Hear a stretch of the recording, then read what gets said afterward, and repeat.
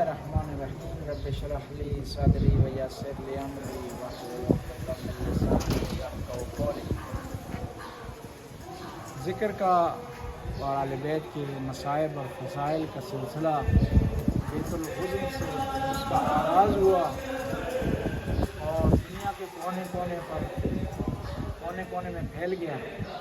مومنین نے اس راستے میں سختیاں برداشت کی، شہادتیں پیش کی، لوگوں نے تہمتیں لگائیں، لیکن انہوں نے یہ مشن جاری رکھا۔ تعداد کو مد نظر نہیں رکھا، انہوں نے اقلیت میں تھے لیکن پیغام کو پہنچایا، ذکر کو پہنچایا۔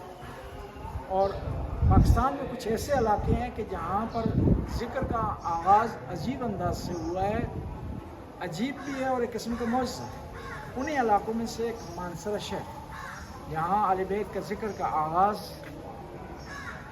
بہت پرانا اس کا سلسلہ ہے اور کئی لوگوں نے اس میں قربانیاں دی ہیں، مال خرچ کیا ہے، اپنے ہر قسم کی قربانی سے دریغ نہیں کی اور ہر چیز کو، اپنی ذات کو، اپنے مال کو، اپنی اولاد کو پیش کیا تاکہ ذکر آگے بڑھ سکے۔ اور اسی کی بدولت آج مانسرا شہر میں الحمدللہ جگہ جگہ مجالس ہو رہی ہیں، لیکن ان تمام مجالس کی جو ابتدا، اس کا آغاز مانسرا شہر سے۔ تو اسی سلسلے میں ہمارے ساتھ ہیں سید عابد حسین شاہ صاحب، اس امام بارگاہ کے متولی ہیں، ان کے والد صاحب بانی تھے اور انہوں نے یہاں پر ذکر کا آغاز کیا۔ تو ہم ان کی خدمت میں سب سے پہلے ان سے درخواست کریں گے اپنا تعارف کریں۔ بسم اللہ الرحمن الرحیم۔ عابد حسین شاہ نام ہے میرا جی، اور میں متولی امام بارگاہ کی آباد مانسرا ہے۔ آغاز جی بہت پہلے سے ہوگا، ٹوٹی پھوٹی الفاظ میں کسی نہ کسی طریقے سے چلتا رہا۔ آپ ایگزیکٹ بتا سکتے ہیں کہ کس سنہ میں یہاں پر تبلیغات کا آغاز ہوا، اہل بیت کے ذکر کا آغاز؟ 1971 میں جب والد صاحب میرے ریٹائر ہوئے تو یہاں ہم آئے، تو اس جگہ پہ چھوٹا سا ایک برآمدہ ہوتا تھا۔ یہ عورت جس نے یہ جگہ وقف کی ہے، بیوی زرجان، وہ ملنگی تھی، مولا کی اسکول کی ٹیچر تھی، بس ملنگی۔ تو وہ ہمارے پاس آئی، والد صاحب کے پاس، کہ میرے ساتھ ہاتھ رکھیں، آپ اپنی بارگاہ سنبھالیں، آپ سید ہیں، میں غیر سید ہوں۔ تو میرے والد صاحب نے کہا ٹھیک ہے۔ جب ابتدا میں ہم آئے تو یہاں 6 فٹ کا برآمدہ تھا جس میں ہم نے مجلس کا آغاز کیا، اور یہ رستہ اس طرح سے گزرتا تھا۔ جب مجلس شروع ہوئی تو 4 کے 5 آدمی تھے، ساتھ کوئی پولیس والے تھے، ان کو دکھایا۔ تو جب مجلس شروع ہوئی تو بچوں نے نعرہ لگایا، اللہ حسینی پیر بری، اللہ حسینی پیر بری۔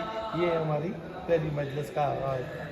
جی، وہاں سے آغاز مجلس کا ہوا ہے، تو پھر اس کے بعد آپ کے پاس علماء ذاکرین آتے رہے؟ پھر تو ماشاءاللہ اور شروع میں مشکلات کیا تھیں یہاں؟ بڑی مشکلات۔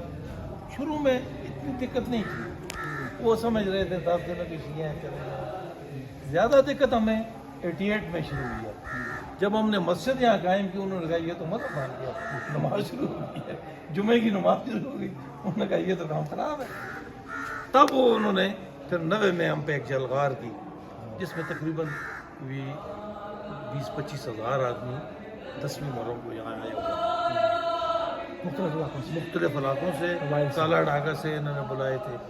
بہرحال اس دفعہ جلوس نہیں نکل سکا، لیکن آپ اتنی مشکلات آپ سہ رہے ہیں اور اہل بیت کے ذکر کو آگے پہنچا رہے ہیں، بعض کا ڈر کا، پریشانی کا احساس نہیں ہوتا؟ خوف تو بس خدا کا ہے، ایسی بات تو نہیں ہے۔ امام کا ذکر کرنا، جو 72 ہوتے ہوئے نہیں گھبرائے 9 لاکھ میں، یا جو کتنی بھی تعداد تھی، تو ہم تو انہیں کی اولاد ہیں۔ ایک دفعہ کا واقعہ، یہاں پر ایک ملنگ کو گولی مار دی گئی تھی، جی ہاں، اس کی زبان پر، علی کی بات تھی، علی نعرے پہ۔ علی نعرے پر۔ جی ہاں، ان حالات میں آپ بغیر گارڈوں کے، بغیر اسلحے کے چلتے ہیں، اس لیے کیا وجہ؟ امام زمانہ کا ہمارے لیے وہ قول ہے کہ میرا ہاتھ آپ کے پیچھے نہ ہو تو یہ آپ کو کچا کھا جائے۔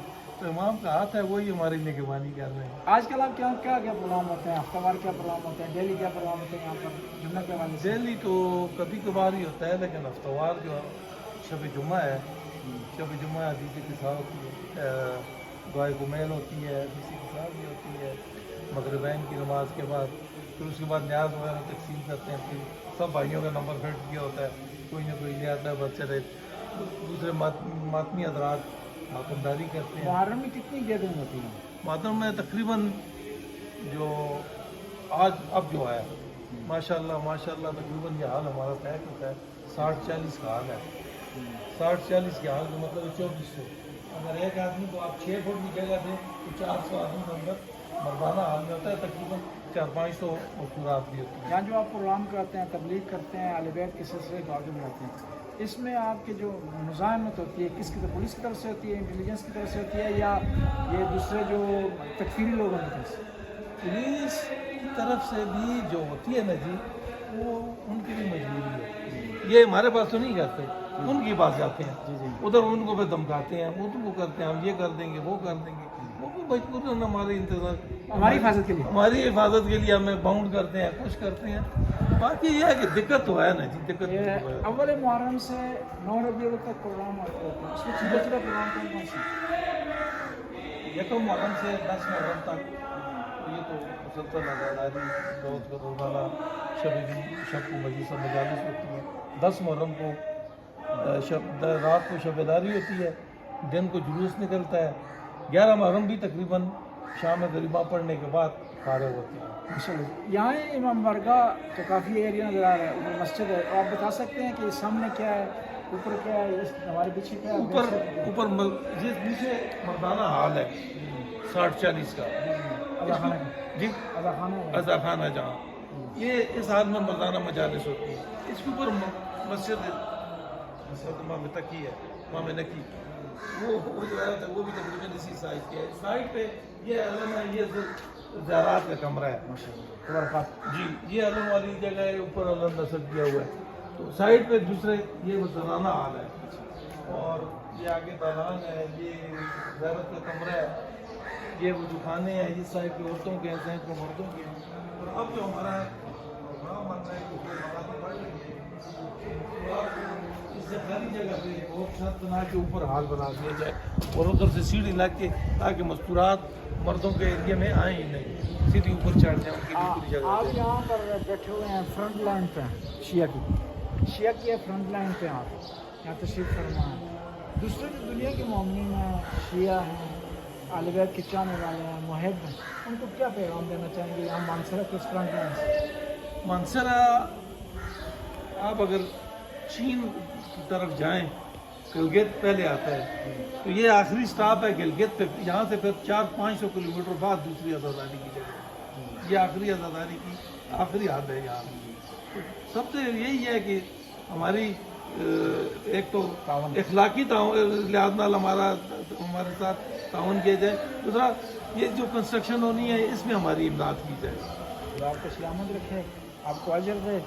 آخر میں ان کے جو والد گرامی جنہوں نے یہاں خدمات انجام دی ہیں، یہاں بنیاد رکھی ہے، اہل بیت کے ذکر کی آغاز انہوں نے کیا ہے، ان کے لیے فاتحہ مال اخلاص سے والصلوات. اللہم صلی اللہ علیہ وسلم. بسم اللہ الرحمن الرحیم. الحمدللہ رب العالمین الرحمن الرحیم مالک یوم الدین. ایاک نعبد و ایاک نستعین اهدنا الصراط المستقیم صراط الذین انعمت علیہم غیر المغضوب علیہم ولا الضالین. بسم اللہ الرحمن الرحیم. قل هو اللہ احد اللہ الصمد لم یلد ولم یولد ولم یکن له کفوا احد.